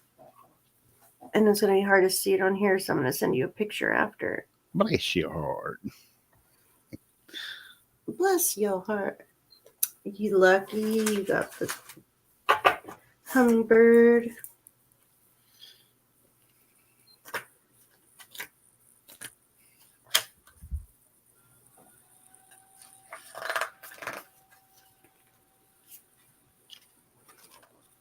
I have yet to get hummingbirds at my feeders. Getting all kinds of other birds. Bless your lovely self. So much of our lives are spent seeking the approval of others so that they will bless us with their love and acceptance. But you are the ultimate authority in your own life and have the power to bless or curse with your thoughts, energies, and beliefs. Take this moment to bless yourself. Hug your dreams, anoint your life with honey from your own jar. You are a sacred vessel for the divine and deserve every good and beautiful thing. Start by gifting yourself your own approval and be done with all of the rest.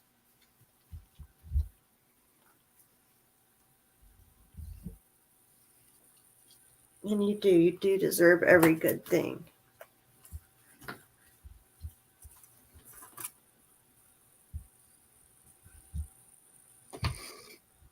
Oh, and then you get Azariana. All right, I'm shuffling them. One popped out. I pulled it out, and it is this card right here with the TP on it. What is it? It is. It's got a TP and several in the back.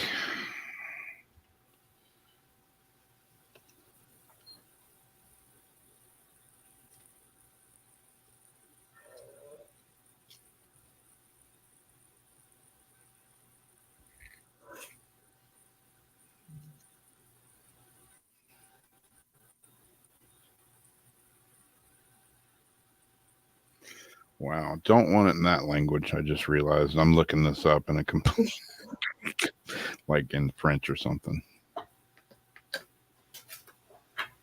Okay. Where's the English version, man?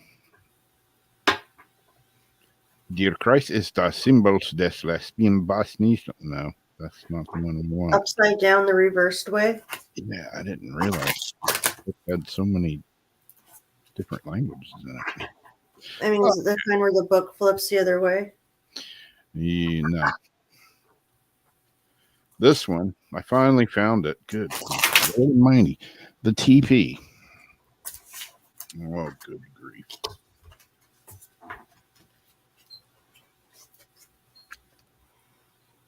Okay, I can sort of see.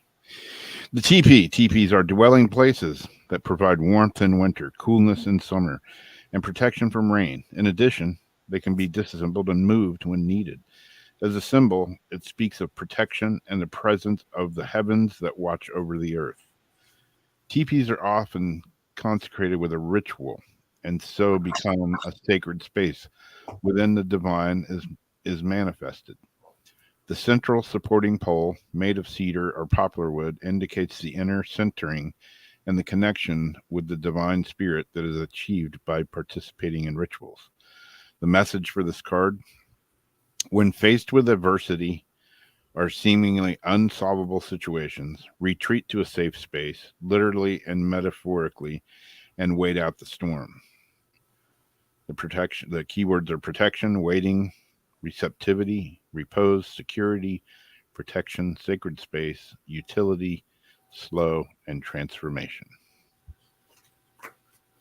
And by the way, I'm using the Native American Oracle cards for this particular pull.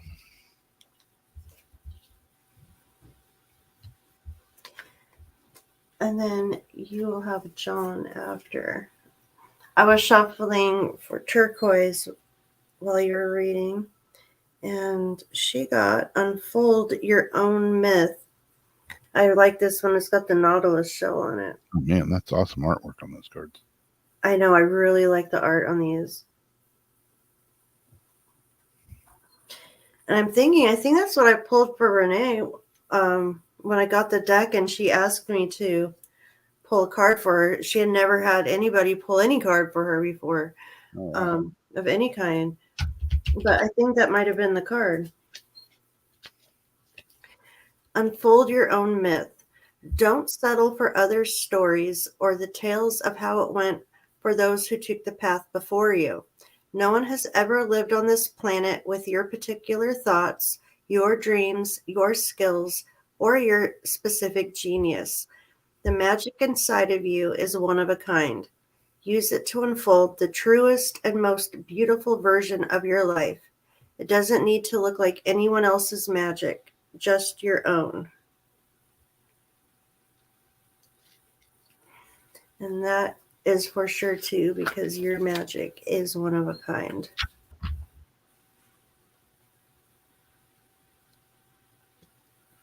Wow. My stomach was For that. grumbling, one of a kind.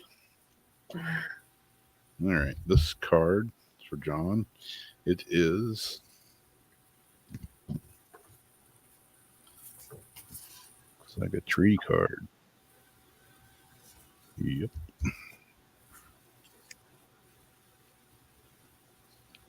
As my glasses just jumped off my face.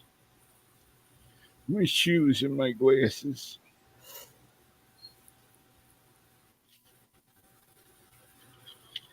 The sacred tree. Evolution. The cosmic tree is the axis of the world, uniting the visible world of earth with the invisible world of spirit.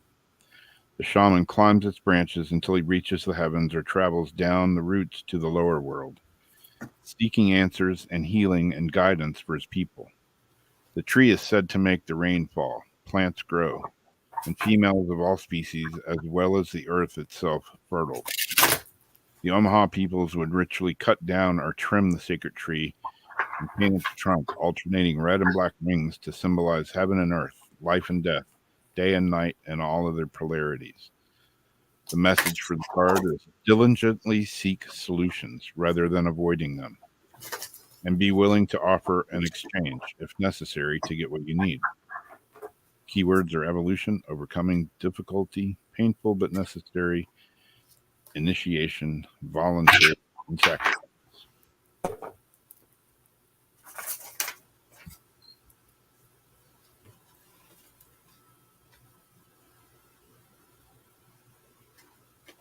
And then Lori came in at the end. And you got the number 1 card, Lori. This is really pretty. The Love Who You Are card.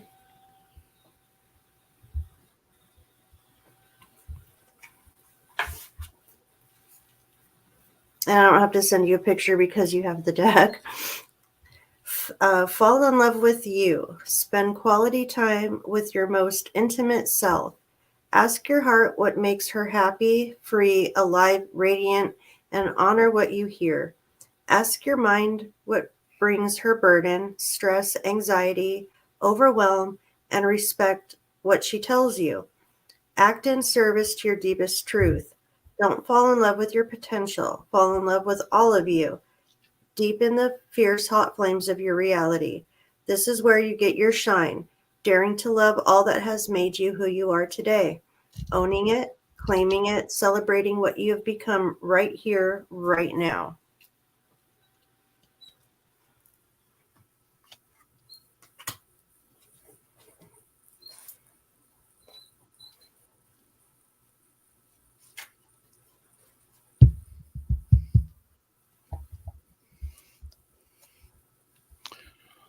Well, groovy. Anybody else? Before we say Faradoos.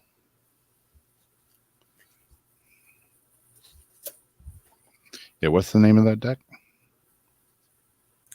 Love who you are. And I just pulled one for you. Oh, cool. The rabbit, become a wonder hunter.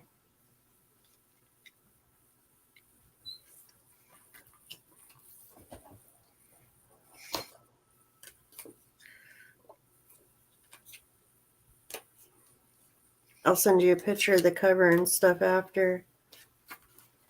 Your ability to withstand the mundane and sometimes brutal realities of this world is in equal proportion to how well you willingly court wonder.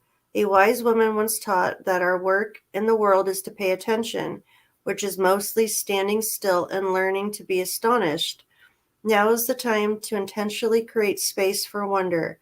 When your heart is full of awe, it becomes a magnet for the magic that lives all around us, but is rarely glimpsed. It's time to become its partner. Embrace enchantment. Sounds good. Yeah. You see, they're kind of like affirmation type, Yeah. which I guess they, kind of are anyway, but I really like the picture on this one. Yeah, let me see that one again.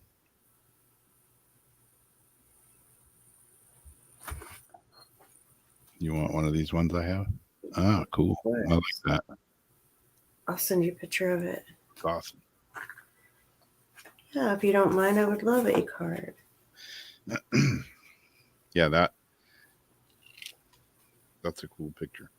I like that.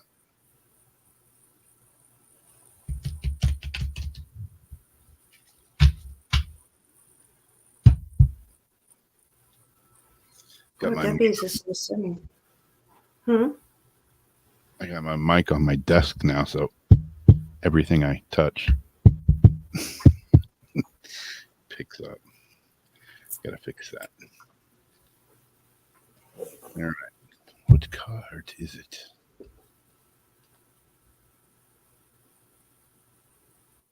It has an Indian on it and an eagle, it looks like. Oh, I like the eagle. What does it say?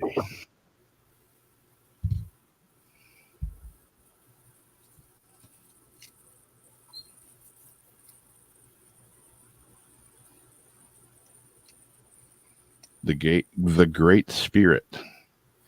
Wakan Tanka, Tanka. Wakantanka is the Great Spirit of the Lakota. Let me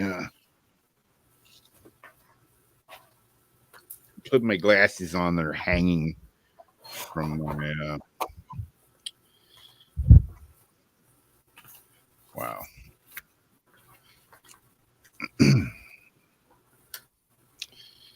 It's the great spirit of the Lakota, the intense and dangerous power of the great mystery, the subtle energy that permeates all beings. Every part of the cosmos, the sun, moon, sky, earth, wind, animals, plants, and humans, has its own spirit. But Tanka has the subtle energy in everything, the energy that makes everything alive.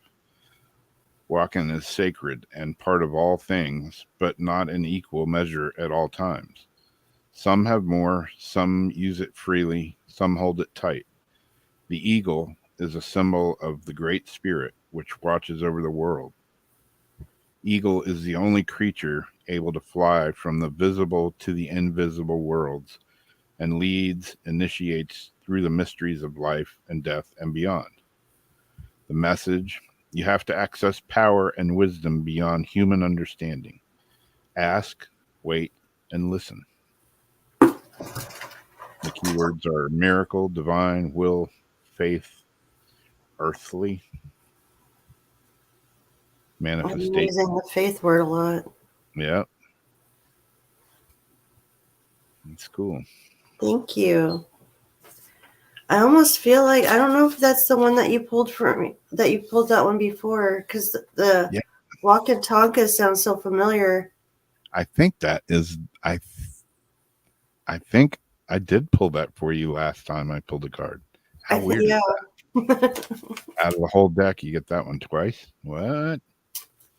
I've been getting a lot of duplicate and like triplicate cards lately, like reaffirmations. It's been interesting last several months, especially. Yeah.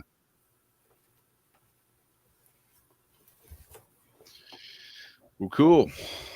It is now officially 2 a.m. my time. And that about wraps it up. Are we doing Paranormal Soup, or did I see Jason said somebody canceled or something? That was last Sunday, and then I saw the StreamYard link.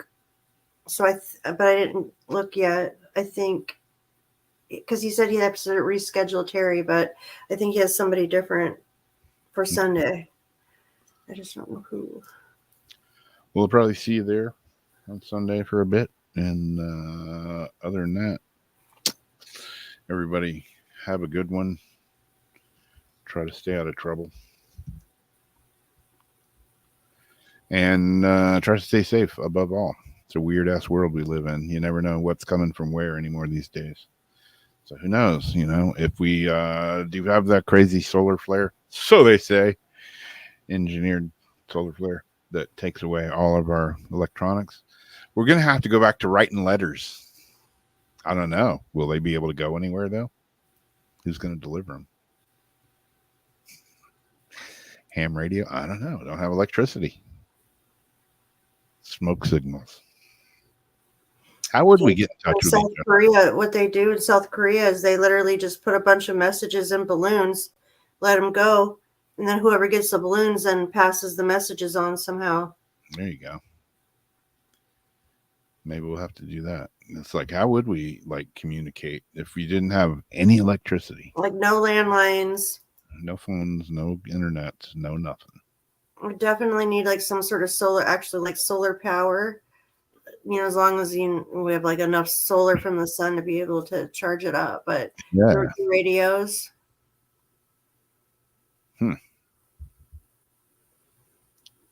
Strange times. Pony Express. Yeah. Well, anyways, enough thinking about that. I'm just happy to wake up every day. So Me too.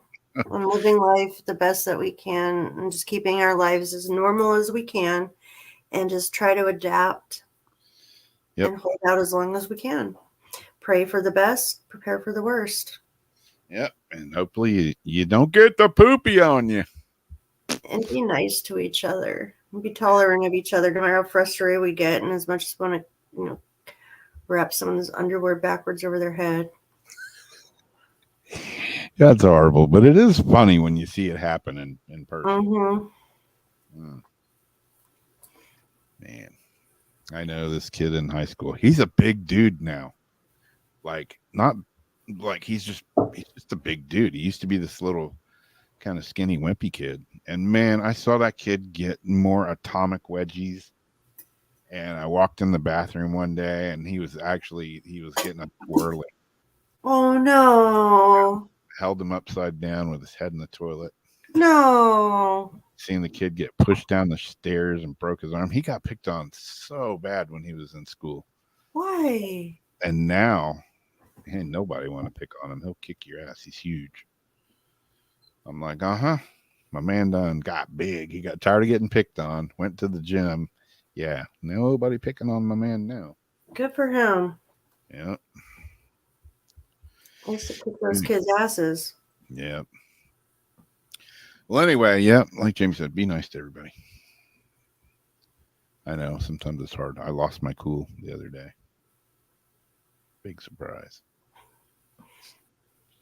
It happens every once in a while. But we'll see y'all later. Thanks for watching. As always, thanks for being here. You guys are our fans. We appreciate and love every one of you. So have a good rest of the week, and we'll talk at you later on down the line.